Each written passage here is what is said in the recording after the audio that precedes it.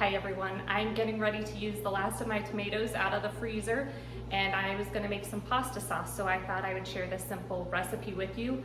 I found that the Mrs. Wages mix is my favorite. I can't season mine as well as they've put the seasoning together in this, so this is what I like to use, and I just thought I would share that today. Right here I have everything that I'm going to need to can this pasta sauce. So I'm making a double batch, so I have 2 packs of the Mrs. Wages pasta sauce, and then each one of these calls for 6 pounds of tomatoes.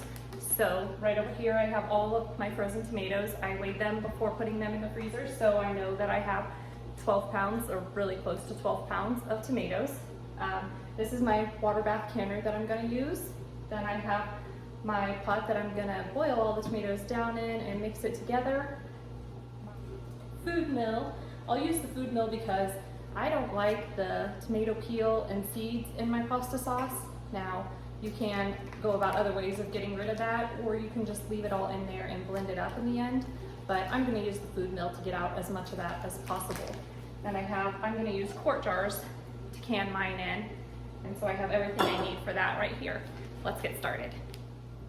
Okay, so the first thing I'm going to do is I've filled my pot here full of water. Not completely full, but deep enough to fill these jars full of water and completely submerge them. So I'm gonna first stick these jars in here and start getting them warmed up, because we need our jar to be the same temperature as our pasta sauce when we pour it in there, just so that our jars won't break. So I'm gonna do that first.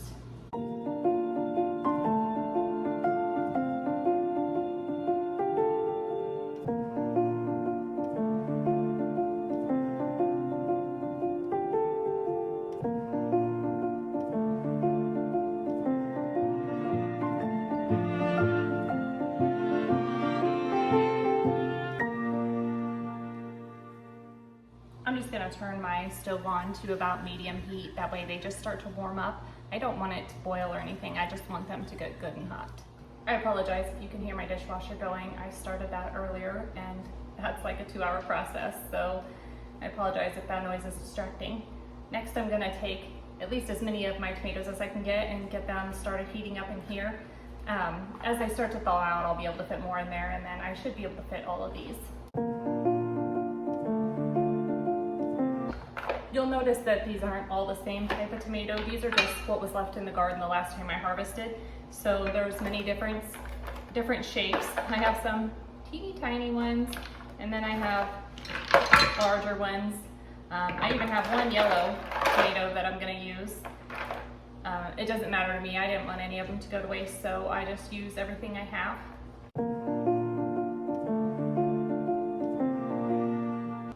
And turned this burner on medium also, so that these tomatoes will start to get melted down, defrosted, whatever you want to call it, without burning them.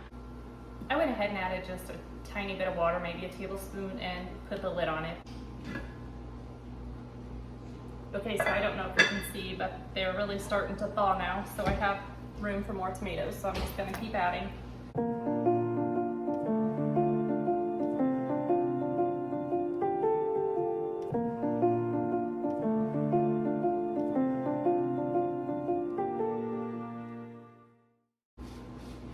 Now there are other options for peeling and coring them, like I mentioned, and on the back of the Mrs. Wages it does give you another way to peel your tomatoes. I just find it easier for me to do it this way. I like to use the food mill, and it makes it super simple. I might have overestimated how much this pot can hold whenever they are still whole. I'm going to leave the lid off now. I just have a few left, and I'll see if I can get them to start to thaw some. If the liquid gets much higher, I'll have to drain some liquid off, but otherwise I think we'll be fine.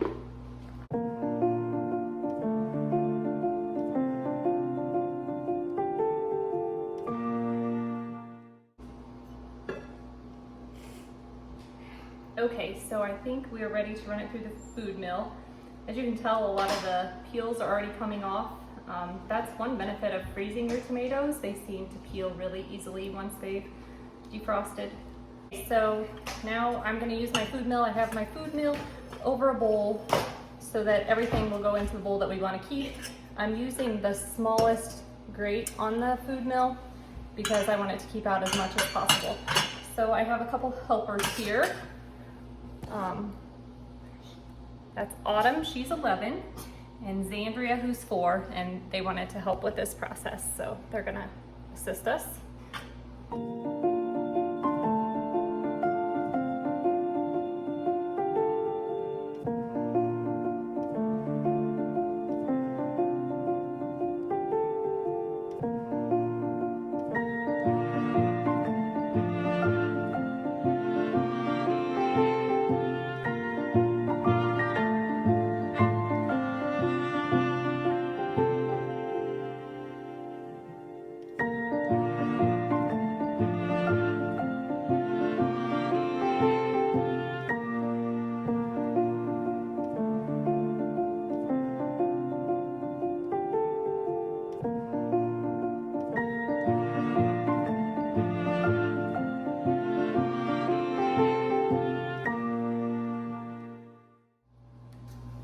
Okay, now that our tomatoes are completely pureed, this is how much I ended up getting.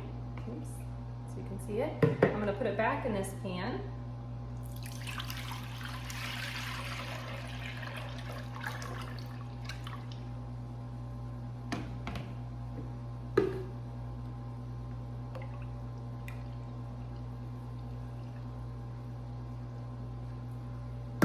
To that, it's supposed to be 1/4 cup of sugar for each of the pasta sauce mixes. So I'm going to put 1/2 cup of sugar, and I'm going to add both these packets. And then we are going to bring it up to a boil.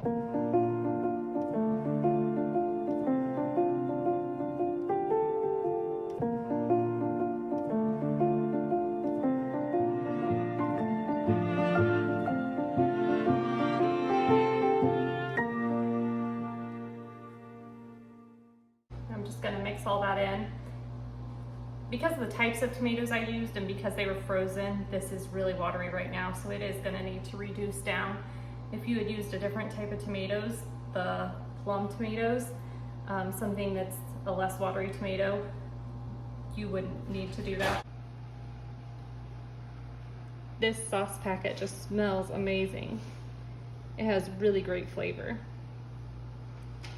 I'm trying to slowly bring it up to a boil so that nothing burns. I have an induction cooktop and it tends to burn easier than my old just plain electric cooktop. Okay, now we're up to a nice boil, so I'm gonna turn it down and let it simmer.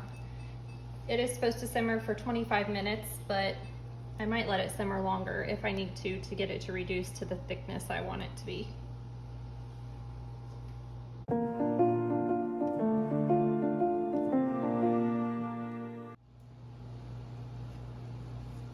Okay, so it's been over 25 minutes now, and it was still pretty liquidy, too liquidy for pasta sauce for me, so I've kicked it up to a boil to see if I could get it to reduce quite a bit to get a thicker sauce.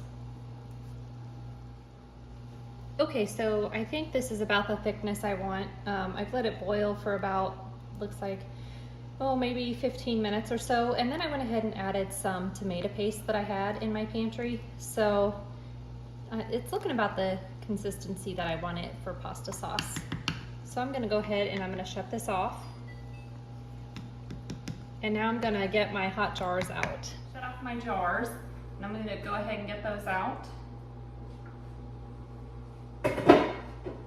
The jars should be about the same temperature as my pasta sauce.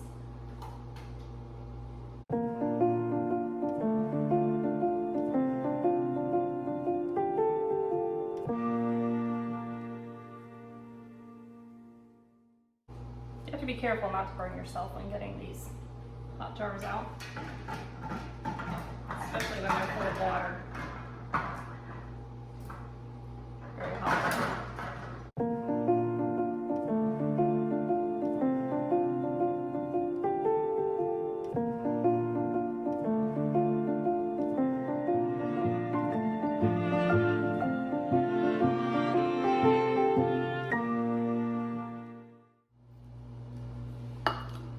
I'm going to use my funnel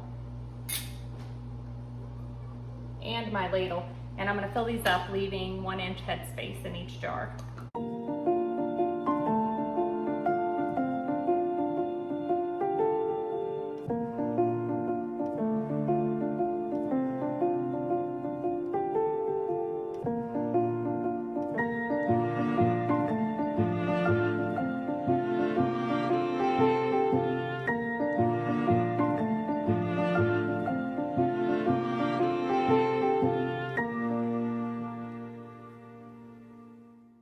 I'm gonna very carefully wipe all the tops before I stick my lid on them. Make sure they're good and clean so that we will get a good seal. Wipe any sauce off I got. So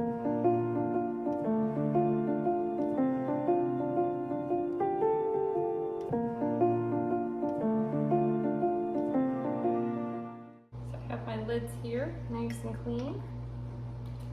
I'm gonna put one on each. And then the ring you just want to tighten to fingertip tight.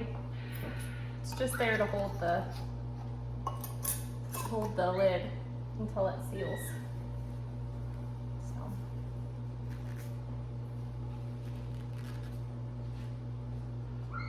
And I'm going to place these back in my hot water as they're ready.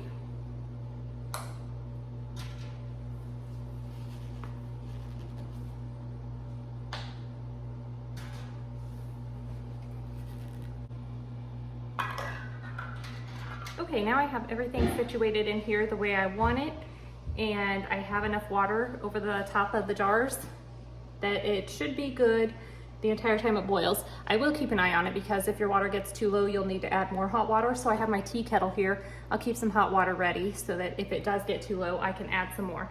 But we should be good for now. So we're gonna get this turned on. I'm gonna turn it on high. And then you don't start counting on time until it becomes a full rolling boil. And so once it's at a full rolling boil, it says to process the jars for 40 minutes, but they were supposed to be pint jars. So I'm gonna go ahead and I'm gonna just do 50 minutes.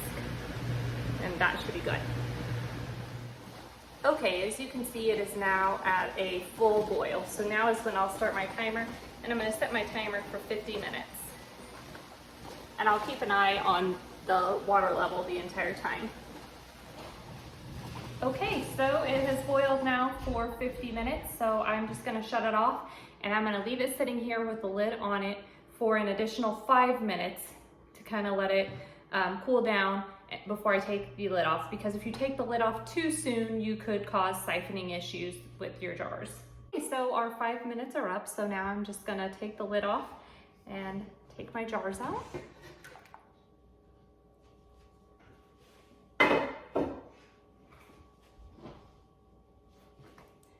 And then when I take my jars out of here, I'm gonna put them on another padded surface so that they are not sitting directly on my countertop.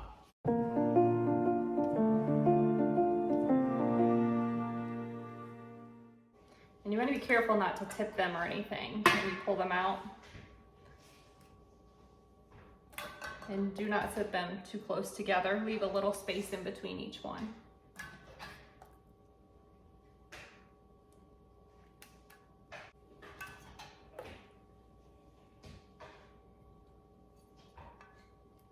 Okay, so there they are.